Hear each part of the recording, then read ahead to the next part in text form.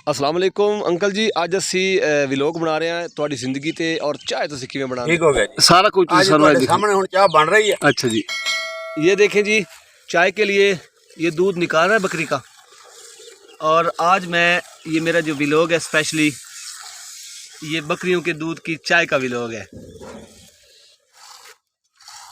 माशाल्लाह बहुत ज़बरदस्त है। एक बकरी कितना दूध देती है? 5 किलो। 5 किलो देती है? हाँ जी। अच्छा, बड़ी बात है। ये दूध आप बेचते भी हैं या सिर्फ इससे चाय पीते हैं? बेचते भी हैं। कितने रुपए किलो बिकता है? 90 रुपए। 90 रुपए किलो? हाँ जी। अच्छा, ये तो बड़ा कीमती है जी।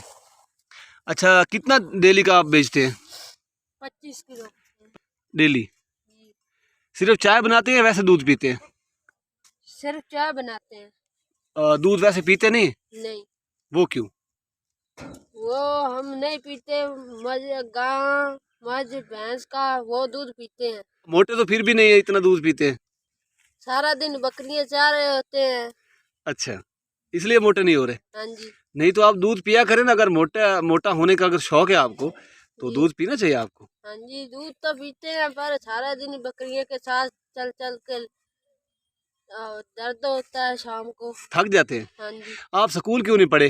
स्कूल हम जाते हैं, बस ये 2-3 दिन औखे हैं। मेरे अच्छा। वाले साहब बकरियां चराते हैं, हम तो बस ऐसे आए हैं 2-3 दिन के अच्छा, लिए। स्कूल पढ़ते हैं आप? हाँ जी। स्कूल नहीं छोड़ना।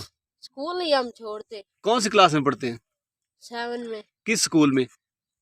अरोती। रोती नवाबूती? हाँ जी। अच्छा अच्छा अच्छा अच्छा, जहाँ पे अमीन साहब भी टीचर हैं। हाँ जी। Okay, very good. अच्छा, किसके स्टूडेंट हैं आप?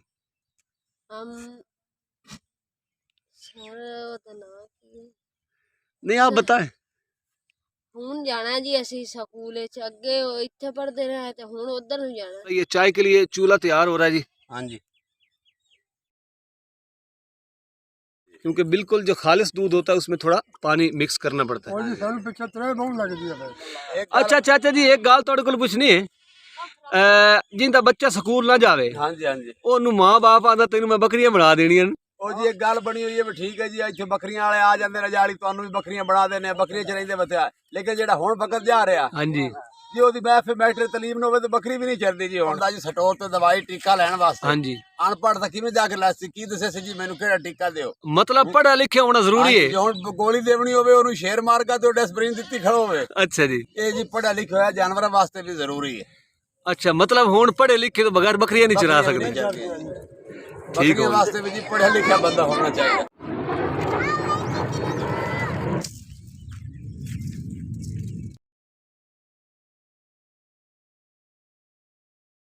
ये देखें जी, आग जलाने का तरीका।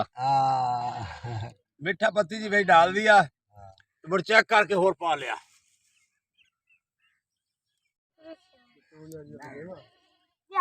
अच्छा चाचा जी, एक गाल तुहाडे कोल पुछनी आई। हाँ जी। हाँ जी। मैनू इस चीज समझ नहीं आ रही, जेह्ड़े बकरियां दा दुध है जी, हाँ जी। ਇਹ ਕਿਹੜੀ ਚੀਜ਼ ਵਾਸਤੇ ਇਸਤੇਮਾਲ ਹੋ ਸਕਦਾ? ਬੱਕਰੀ ਦਾ ਦੁੱਧ ਜੀ ਬਹੁਤ ਅੱਛਾ ਹੈ। ਹੁਣ ਸਾਡੇ ਕੋਲ ਲੈ ਕੇ ਜੀ ਦੁੱਧ ਹੋਟਲਾਂ ਤੇ ਜਾ ਰਹੇ ਨੇ, ਚਾਹ ਬਣ ਰਹੀਆਂ ਉੱਥੇ ਸਾਰੀਆਂ ਮਾਂ ਬੱਕਰੀਆਂ ਦੁੱਧ ਹੀ ਪੀ ਰਹੀਆਂ ਜੀ। ਅੱਛਾ ਜੀ। ਤੇ ਦੂਸਰੀ ਇਹ ਵੀ ਜਿਹੜੀ ਇਹ ਜੰਗਲ ਦੀ ਬੱਕਰੀ ਚਰਨ ਵਾਲੀ ਹੈ, ਹਾਂਜੀ। ਇਹਦਾ ਦੁੱਧ ਦੀ ਤਾਂ ਕਦਰ ਹੀ ਨਹੀਂ ਹੈ। ਤਾਂ ਜੀ ਮੈਸਾਂ ਨਾਲੋਂ ਵੀ ਦੁੱਧ ਚੰਗਾ ਹੈ। ਰੰਗ ਰੰਗ ਦੀ ਬੂਟੀ ਖਾਂਦੀ ਹੈ। ਅੱਛਾ ਜੀ। ਬਹੁਤ ਅੱਛਾ ਦੁੱਧ ਹੈ ਜੀ ਇਹਦਾ। ਬਾਕੀ ਦਾ ਦੁੱਧ ਤਾਂ ਵੈਸੇ ਮਰੀਜ਼ ਨੂੰ ਇੱਕ ਨੂੰ ਸ਼ਫਾ ਬਣਾ ਕੇ ਦਿੱਤਾ ਜਾਵੇ ਤੇ ਉਹਦੀ ਅੱਲਾ ਸਖਤੀ ਕੱਢ ਦਿੰਦਾ। ਐਸਾ ਇੱਕ ਜਾਨਵਰ ਹੈ ਬੱਕਰੀ। ਨਹੀਂ, ਇਹ ਤਾਂ ਦੁੱਧ ਕਿਹੜੀ ਚੀਜ਼ ਵਾਸਤੇ ਇਸਤੇਮਾਲ ਹੁੰਦਾ ਇਹਦਾ ਜੀ? ਦੁੱਧ ਜੀ ਲੱਸੀ ਬਣ ਸਕਦੀ ਹੈ, ਚਾਹ ਬਣ ਸਕਦੀ ਹੈ ਜੀ, ਰਿੜਕਣ ਦੇ ਆਵੇਂ ਜੀ ਰਿੜਕੀ ਸਕਦਾ। ਮੋੜੀ ਲੱਸੀ ਬੱਕਰੀ ਦੀ ਦੁੱਧ ਦੀ ਬਹੁਤ ਅੱਛੀ ਪਿਆਰੀ ਲੱਸੀ ਬਣ ਸਕਦੀ ਹੈ। ਅੱਛਾ ਜੀ, ਮੇਰੇ ਇਲਮ 'ਚ ਇਹ ਗੱਲ ਵੈਸੇ ਕੋਈ ਨਹੀਂ ਜੀ। ਤੇ ਇਹ ਸੁਣਿਆ ਸਿਰਫ ਚਾਹ ਬਣਦੀ ਹੈ, ਇਹਦੇ ਤੁਸੀਂ ਮੱਖਣ ਨਹੀਂ ਬਣਾ ਸਕਦੇ? ਨਹੀਂ ਜੀ, ਮੱਖਣ ਵੀ ਨਹੀਂ ਬਣਦਾ। ਮੱਖਣ ਵੀ ਬਣਦਾ ਹੈ। ਮੱਖਣ ਬਣਦਾ ਜੀ? ਮੱਖਣ ਹੀ ਬਣਦਾ। ਲੱਸੀ ਬਣਦੀ ਹੈ? ਹਾਂਜੀ, ਲੱਸੀ ਬਣਦੀ ਹੈ। ਬੜਾ ਠੱਡਾ ਮੱਖਣ ਬਣਦਾ ਹੈ ਜੀ ਬੱਕਰੀ ਦੇ ਦੁੱਧ ਦਾ। ਅੱਛਾ ਜੀ, ਮਾਸ਼ਾਅੱਲਾ। ਇਹ ਕੀ ਹਿਸਾਬ ਤੇ ਵੇਚਦੇ ਹੋ ਜੀ ਤੁਸੀਂ ਦੁੱਧ? ਤੇ ਦੁੱਧ ਜੀ ਸਾਡੇ ਕੋਲ ਹੀ 12 13 1400 ਨੂੰ ਲੈਂਦੇ ਨੇ, ਕੋਈ ਸਾਨੂੰ ਰੇਟ ਨਹੀਂ ਦਿੰਦੇ। ਅੱਛਾ ਜੀ। ਠੀਕ ਹੈ ਜੀ, ਅਸੀਂ ਇੱਕ ਆਪਣਾ ਬੱਚਿਆਂ ਦਾ ਵਸੈਲ ਰੋਜ਼ੀ ਬਣਾਈ ਬਣੇ ਜੀ, 4 ਸੇ ਚੋ ਕੇ ਦੇ ਛੜਵਿੰਦਾ। ਅੱਛਾ ਆਪਣਾ ਲੂਣ ਪਾਣੀ ਮਰਾ ਚਾਚਾ ਜਿਹੜਾ ਇਹ ਚਲਦੀ ਪਈ ਹੈ। ਇਹਨੂੰ ਪੀਰਾਂ ਫਕੀਰਾਂ ਦੀ ਦੁਆ ਹੈ, ਹਜ਼ੂਰ ਪਾਕ ਉਹਨਾਂ ਦੀ, ਕਿ ਦੂਏ ਦੇ ਚੁੱਲ੍ਹੇ ਵਾਲ ਵੇਖਣ ਨਹੀਂ ਦਿੰਦੀਆਂ ਤੇ ਜਿਹੜਾ ਚਲਾਈਂਦਾ ਉਹਦਾ ਚੁੱਲ੍ਹਾ ਇਹ ਮਰਨ ਨਹੀਂ ਦਿੰਦੀਆਂ। क्या बात है जी, बहुत अच्छे, माशाल्लाह।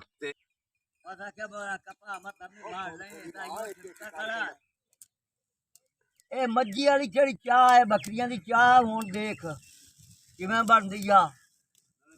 ਇਹ ਪੀ ਤੇ ਦੇਖਾਂ ਬਹੁਤ ਇਹਨੂੰ ਮਜ਼ੇ ਆਉਣਗੇ।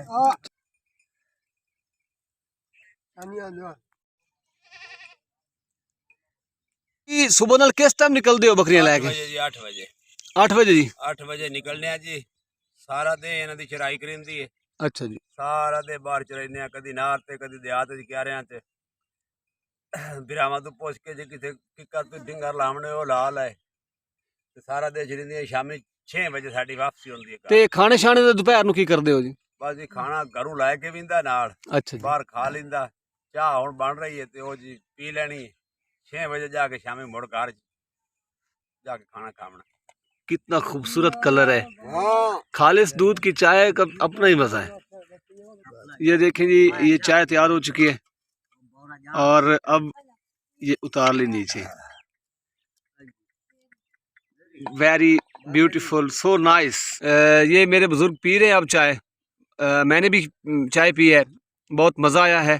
ਚਾਹ ਬਣਾਵਾਂ ਤੇ ਢੇਰ ਲੱਗਦੀ ਏ। हाँ जी, बड़ी देर लगती है बाबा। ਜਦ ਨਹੀਂ ਬਣਦੀ ਮਾਈਆਂ ਵਾਲੀ ਚਾਹ। ਤੁਸੀਂ ਅੱਛੀ ਚਾਹ ਬਣਾਉਂਦੇ ਹੋ ਬਾਬਾ ਜੀ। ਬੜੀ ਸੋਹਣੀ ਚਾਹ ਬਣਦੀ ਆ।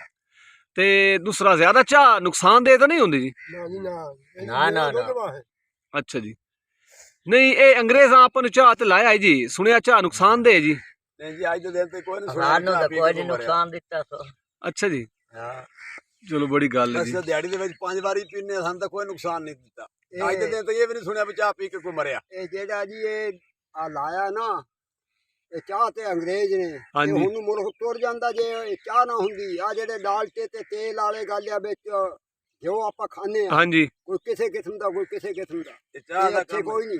ਇਹ ਚਾਹ ਦਾ ਕੰਮ ਜਿਹੜਾ ਹਾਜ਼ਮਾ ਸਾਰਾ ਸੈੱਟ ਕਰਦੀ ਹੈ। ਅੱਛਾ ਜੀ। ਚਾਹ ਦਾ ਕੰਮ ਹੈ ਹਾਜ਼ਮਾ ਸੈੱਟ ਕਰਦੇ ਹੋ। ਔਰ ਵੈਸੇ ਬੱਕਰੀਆਂ ਵਾਲਿਆਂ ਨੂੰ ਜਿਹੜਾ ਪਿਆਸ ਹੈ, ਹਾਂਜੀ, ਚਾਹ ਪੀ ਲਈਏ ਸਾਡੀ ਪਿਆਸ ਮਰ ਜਾਂਦੀ। ਠੀਕ ਹੈ ਜੀ।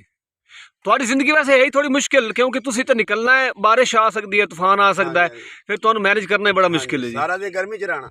ਬੜੀ ਗੱਲ ਜੇ ਹੈ ਅਸੀਂ ਜੀ। ਚਾਹ ਨਾ ਪੀਵੀਏ ਸਾਡੇ ਤਾਂ ਪੇਟ ਫਟਣ ਆ ਜਾਂਦਾ। ਇਹ ਲੇਕਿਨ ਸਾਨੂੰ ਜਿਹੜਾ ਹੈ ਨਾ ਚਾਹ ਪੀ ਕੇ ਪੂਰਾ ਜਾਂਦਾ, ਸਾਡੀ ਪਿਆਸ ਮਰ ਜਾਂਦੀ।